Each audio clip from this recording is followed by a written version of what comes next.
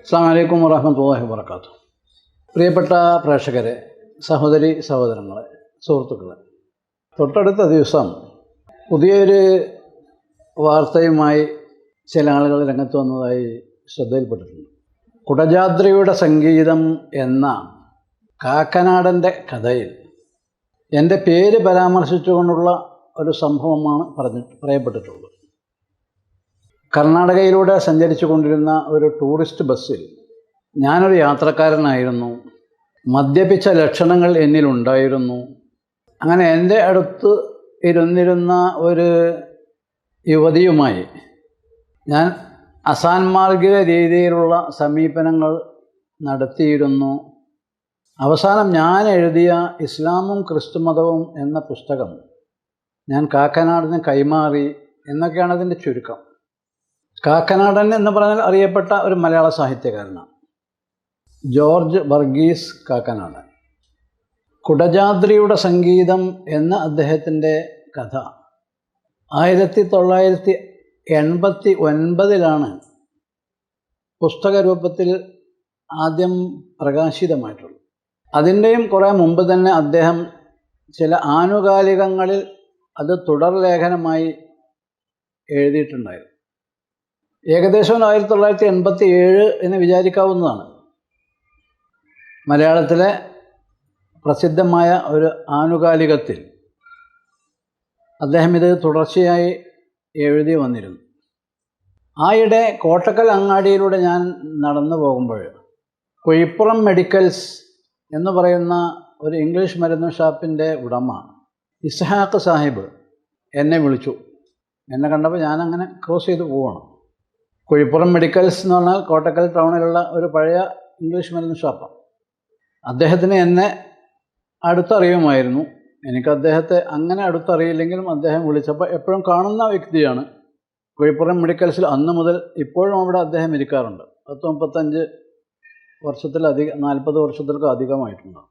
അദ്ദേഹം എന്നെ വിളിച്ച് പറഞ്ഞു, നിങ്ങൾ ഇങ്ങനെ കർണാടകയിൽ യാത്ര ചെയ്തിരുന്നോ? നിങ്ങളെ സംബന്ധിച്ചുള്ളൊരു പരാമർശം കാക്കനാടൻ്റെ തുടർലേഖനം ഇന്ന വാരികയിൽ മാസികയിൽ വരുന്നുണ്ട്, അതിൽ നിങ്ങളെ സംബന്ധിച്ച് ഇങ്ങനെ ഒരു പരാമർശമുണ്ട് എന്നീ വിഷയം പറഞ്ഞു. ഞാൻ പറഞ്ഞു, ഞാൻ കർണാടകയിൽ ഇങ്ങനെ ഒരു ടൂറിസ്റ്റ് ബസ്സിൽ യാത്ര ചെയ്തിട്ടില്ല. പിന്നെ അദ്ദേഹം പറഞ്ഞ ആ സംഭവങ്ങളൊക്കെ ഞാൻ എന്ന നിലക്ക് അഭിനയിച്ച ഒരു അഭിനേതാവിൻ്റെ അനുഭവമായിരിക്കാമല്ലോ എന്ന് ഞാൻ പറഞ്ഞു. അതായത് മദ്യപിച്ച് ശൃംഗാരിപ്പെണ്ണുമായി സംസാരിച്ച് ഇടപഴകി നാക്ക് കുഴഞ്ഞു പോകുന്ന രീതിയിൽ ജുബ്ബയും തൊപ്പിയുമൊക്കെ ധരിച്ച മധ്യവയസ്കനായി എന്നെ കണ്ടു എന്നാണ് കാക്കനാടൻ പരാമർശിച്ചിട്ടുള്ളത്. കാക്കനാടൻ്റെ കൂടെ ഞാൻ യാത്ര ചെയ്തിട്ടില്ല എന്ന് മാത്രമല്ല, അദ്ദേഹത്തെ എനിക്ക് പരിചയമില്ല, അറിയില്ല. അദ്ദേഹത്തെ ജീവിതത്തിൽ ഒരിക്കൽ പോലും ഞാൻ കണ്ടിട്ടുമില്ല. മാത്രമല്ല, എൻ്റെ പുസ്തകം കാക്കനാടനോ വേറെ ആർക്കെങ്കിലോ ഞാൻ അങ്ങനെ കൊടുത്ത് സെൽഫ് ഇൻട്രൊഡക്ഷൻ ചെയ്യുന്ന രീതി എനിക്കില്ല. എനിക്ക് വേറെയും പുസ്തകങ്ങളൊക്കെ ഉണ്ട്. ആ പുസ്തകത്തിനേക്കാൾ ഇസ്ലാമും ക്രിസ്തുമതവും എന്ന പുസ്തകത്തേക്കാൾ പ്രസക്തിയും പ്രാധാന്യവും മഹത്വവുമുള്ള വേറെയും ഗ്രന്ഥങ്ങളുണ്ട്. പക്ഷെ അതൊന്നും ഞാൻ ആർക്കും സ്വയം പരിചയപ്പെടുത്തി ഇത് ഞാൻ എഴുതിയതാണ് എന്ന് പറഞ്ഞ് കൊടുക്കാറില്ല. വല്ലപ്പോഴും ആർക്കെങ്കിലും കൊടുക്കാറുണ്ടെങ്കിൽ തന്നെ അത് ഞാൻ എഴുതിയതാണ് എന്ന് അവിടെ പരിചയപ്പെടുത്താറില്ല. ഒരു പുസ്തകം എന്നതിൽക്ക് അവർക്ക് കൊടുക്കുന്ന രീതി അപൂർവമായി ചിലപ്പോൾ കണ്ടേക്കാം.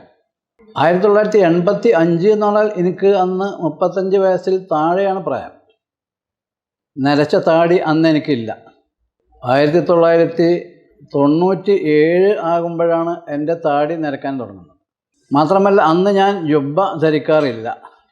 അന്ന് എൻ്റെ വേഷം കേരളത്തിലുള്ള നമ്മുടെ സഹപ്രവർത്തകന്മാർക്ക്, വിദ്യാർത്ഥികൾക്ക്, വിദ്യാഭ്യാസ മേഖലയിൽ പ്രവർത്തിക്കുന്നവർക്കൊക്കെ സുപരിചിതമായിരുന്നു. കാരണം ഞാൻ എവിടെ ഒരു സ്ഥലത്ത് അടങ്ങി ഒതുങ്ങിയിരിക്കുന്ന ഒരു പ്രകൃതക്കാരനായിരുന്നില്ല. അതുകൊണ്ട് ബഹുജനങ്ങൾക്ക് എൻ്റെ വേഷവിധാനങ്ങളും എൻ്റെ രൂപഭാവങ്ങളുമൊക്കെ നന്നായി പരിചയം ഉണ്ടാവും. ഈ വിഷയം അന്ന് ഇസ്ഹാഖ് സാഹിബ് പറഞ്ഞപ്പോൾ ഞാൻ ചന്ദ്രികയിലേക്ക് അതിനൊരു നിഷേധക്കുറിപ്പ് കൊടുത്തിട്ടുണ്ടായിരുന്നു.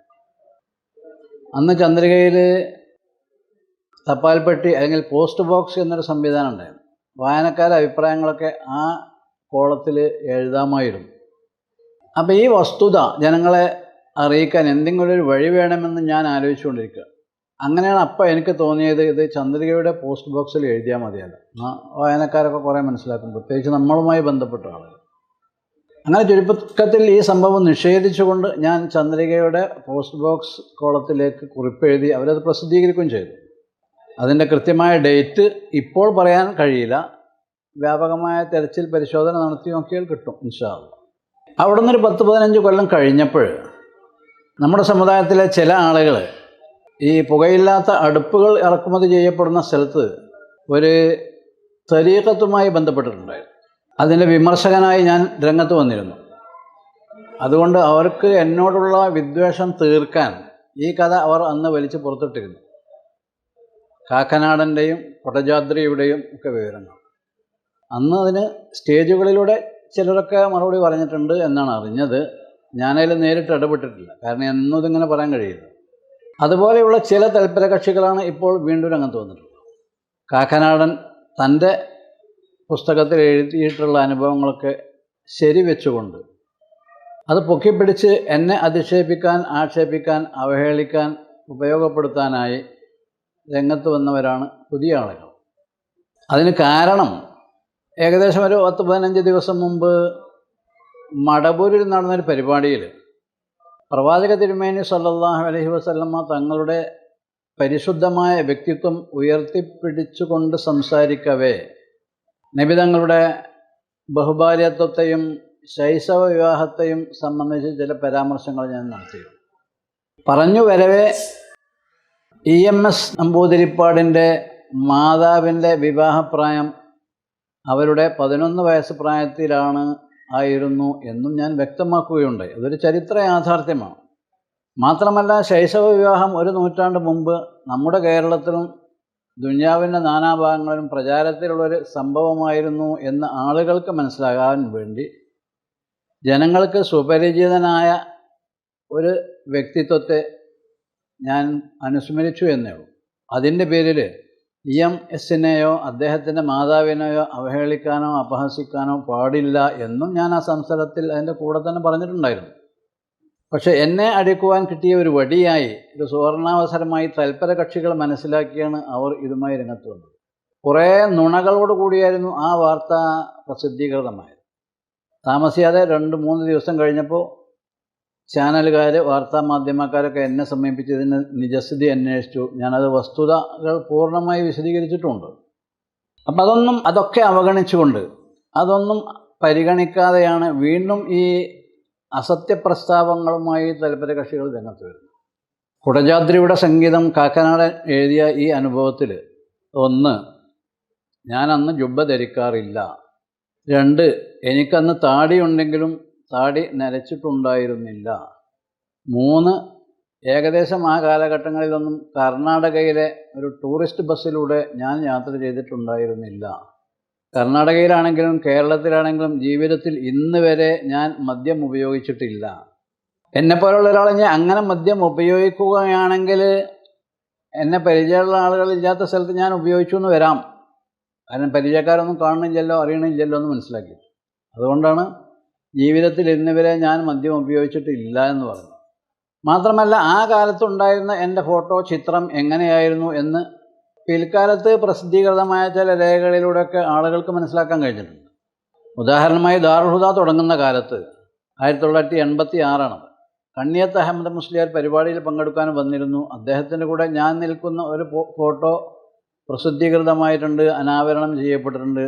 അതിൽ ഒരു മുടിയും നിരക്കാത്ത ഒരു യുവാവാണ് ഞാൻ. അന്ന് എനിക്ക് ഏകദേശം 35 വയസ്സാണ്.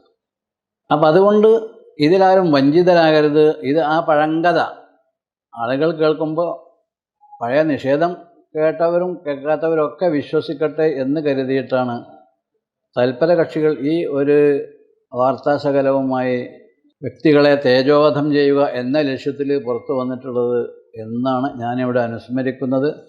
ഇതിൽ തെറ്റിദ്ധാരണയിൽ അകപ്പെട്ടു പോകരുത് എന്ന് ബഹുജനങ്ങളോട് അപേക്ഷിക്കുകയാണ്. പ്രവാചക തിരുമേനിയുടെ വ്യക്തിത്വം വിശുദ്ധമായിരുന്നു. ആ വ്യക്തിത്വത്തെ വിശുദ്ധമായി തന്നെ ലോകത്ത് സമർപ്പിക്കപ്പെടണം, വിശേഷിച്ച് തെറ്റിദ്ധാരണകൾ ഉണ്ടാകുന്ന പശ്ചാത്തലത്തിൽ. ആ ഉത്തരവാദിത്വം ഞാനൊരു മുസ്ലിം എന്ന നിലക്ക് സ്വയം ഏറ്റെടുത്തതാണ്, ആരും എന്നെ ഏൽപ്പിച്ചതല്ല. എന്നാരും ഏൽപ്പിക്കേണ്ടതില്ല, അതെൻ്റെ ബാധ്യതയാണ് എന്ന് മനസ്സിലാക്കിയിട്ടാണ് ഞാനത് ചെയ്യുന്നത്. അതിനെ പ്രതിരോധിക്കാനും അതിന് പ്രചാരണം നൽകാനും ആരെല്ലാം ഒന്നായി ദുനിയാവ് ഒന്നായി ഒറ്റക്കെട്ടായി സഹകരിച്ചാലും ഞാൻ എൻ്റെ നിലപാടിലെ മുന്നോട്ട് പോകും. നബി സല്ലല്ലാഹു അലൈഹി വസല്ലം തങ്ങളുടെ വിശുദ്ധമായ വ്യക്തിത്വം എവിടെ ഹനിക്കപ്പെടുന്നുവോ, അവഹേളിക്കപ്പെടുന്നുവോ, പരിഹസിക്കപ്പെടുന്നുവോ, താറടിക്കപ്പെടുന്നുവോ അതിന് ആവശ്യമായ തെളിവുകളും രേഖകളും ഉദ്ധരിച്ച് ഞാൻ സംസാരിക്കും.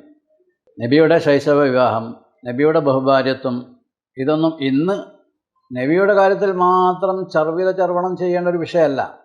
ഇങ്ങനെ പല ആളുകളും, ഉന്നത തലങ്ങളിലുള്ള പല ആളുകളും ഇങ്ങനെ ബഹുഭാര്യത്വം നിയമാനുസൃതം സ്വീകരിച്ചവരുണ്ട്. നിയമാനുസൃതം അല്ലാതെ ഒന്നിലധികം സ്ത്രീകളെ ഉപയോഗപ്പെടുത്തിക്കൊണ്ടിരിക്കുന്ന ആളുകളുണ്ട്. അത് നിയമാനുസൃതമായി, ഇല്ലീഗലായി അങ്ങനത്തെ കാര്യം ചെയ്യരുത്, ലീഗലായി മാത്രമേ ആകാവൂ എന്ന വാശി ഇസ്ലാമിനും പ്രവാചകനും ഉള്ളത് കൊണ്ടാണ് അവരതിന് ചില അതിർവരമ്പുകളും നിയമങ്ങളും വ്യവസ്ഥകളും ഒക്കെ നിശ്ചയിച്ചത്. അത് അങ്ങനെ തന്നെ കാണാൻ സകല മനുഷ്യനും കഴിയണം. നേരിൻ്റെ കൂടെ നടക്കാനും നേര് ഉൾക്കൊള്ളാനും നേരിന് വേണ്ടി ശബ്ദിക്കാനും നേരത്തെ ഉണ്ടായിരുന്ന വിശ്വാസ സംഹിതകൾക്ക്, പാരമ്പര്യങ്ങൾക്ക് എതിരായി വന്നാലും ഒരു കാര്യം സത്യമാണ് എന്ന് ബോധ്യപ്പെടാൻ ശ്രമിക്കണം. ബോധ്യപ്പെട്ട് ആ സത്യത്തിലേക്ക് മടങ്ങുകയും. ഇതിന് സർവശക്തൻ അനുഗ്രഹിക്കട്ടെ എന്നുകൂടി പറഞ്ഞ് വാക്കുകൾ ഉപസംഹരിക്കുന്നു. അസ്സലാമു അലൈക്കും.